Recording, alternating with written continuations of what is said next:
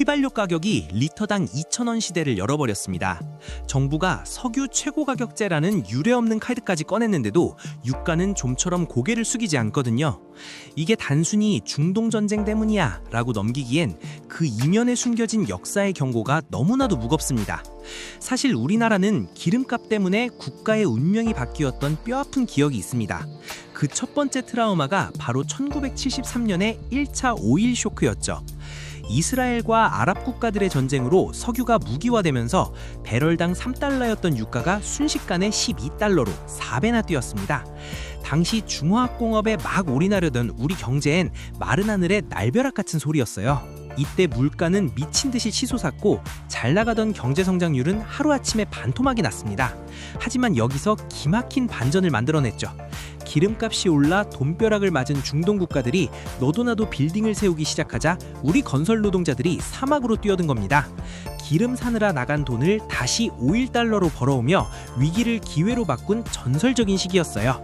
진짜 비극은 그로부터 5년 뒤 1978년에 터진 2차 오일 쇼크에서 시작됩니다. 이란 혁명으로 석유 공급이 뚝 끊기자 유가는 불과 1년 만에 또다시 2배 넘게 폭등했습니다. 1차 때는 중동 건설로 버텼지만 이번엔 전 세계가 같이 불황에 빠지면서 물가는 오르는데 지갑은 비어가는 스태그플레이션의 공포가 닥친 겁니다.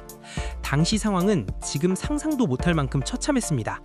1979년 기록을 보면 종이를 아끼려고 학교 선생님이 시험 문제를 칠판에 적는 것도 모자라 입으로 불러줬고요.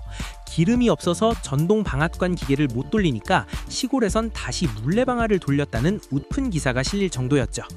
에너지가 끊기니 문명이 통째로 과거로 회항했던 겁니다. 1970년대 2차 오일 쇼크는 단순한 불황을 넘어 우리 경제의 근간을 뒤흔들었습니다.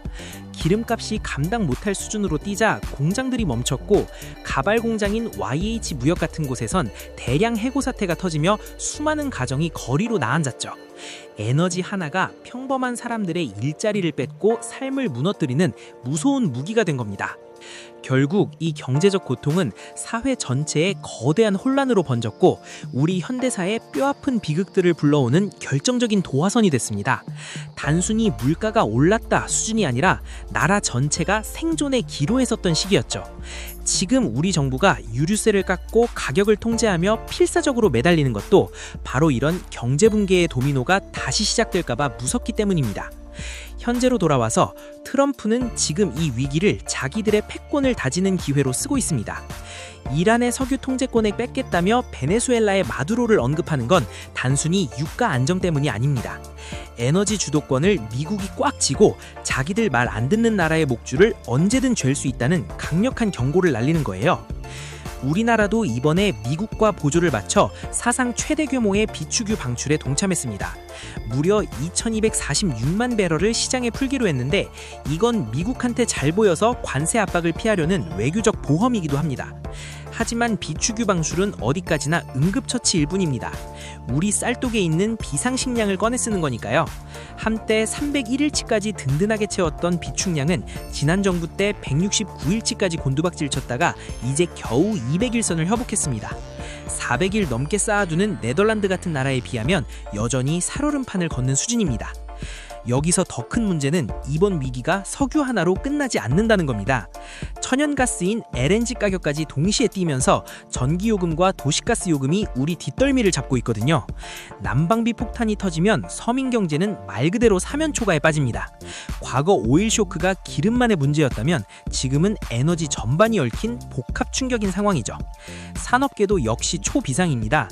특히 산업의 쌀이라 불리는 나프타 수급이 꼬이면서 정부가 수출을 전면 금지해버렸습니다. 나프타가 없으면 플라스틱도 못 만들고 우리가 매일 쓰는 쓰레기 봉투까지 귀해지거든요. 일상적인 생필품 품귀 현상이 오기 전에 정부가 우리 공장부터 일단 먹여 살리자라며 특단의 조치를 내린 겁니다. 옆나라 중국의 행보도 아주 무섭습니다. 얘는 IEA 회원국도 아니면서 비축유를 미친 듯이 쌓으면서 전기차 보급과 원자력 발전에 목숨을 걸고 있어요. 석유가 없어도 나라가 돌아가게끔 에너지 독립을 착실히 준비하고 있는 거죠. 다시 시장 이야기로 돌아와서 정부의 석유 최고 가격제 시행 첫날부터 주유소들과의 전쟁이 시작됐습니다. 전국 800여 곳이 기다렸다는 듯 가격을 올렸거든요. 정부는 상한선을 지키라고 호통치지만 주유소들은 비싸게 사온 재고부터 팔아야 한다며 팽팽하게 맞서고 있습니다. 정부의 방패와 시장의 창이 충돌하는 형국이죠. 이번 2차 최고 가격은 1차 때보다 무려 110원이나 올랐습니다. 휘발유 상한이 1934원이니 여기에 주유소 마진 100원만 붙어도 소비자 가격은 2,000원을 훌쩍 넘깁니다. 정부가 유류세를 억대급으로 깎아주며 방패를 높이 들었지만 국제 유가라는 거대한 해일 앞에서는 역부족인 게 지금의 안타까운 현실입니다. 결국 이번 사태의 진짜 교훈은 체질 개선입니다. 수입처를 다변화해서 중동 의존도를 낮추는 건 기본이고 원전과 재생에너지를 섞은 탄탄한 에너지 믹스 전략이 필요합니다.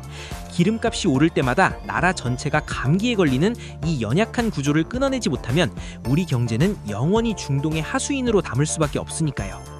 트럼프의 이란 압박이 성공해서 기름값이 안정을 찾을 수도 있겠죠. 하지만 그건 미국이 주는 선물일 뿐 우리의 실력은 아닙니다. 미국이 에너지 패권을 쥐고 흔들 때 우리는 그 틈바구니에서 어떻게 살아남을지 독자적인 에너지 주권을 고민해야 합니다.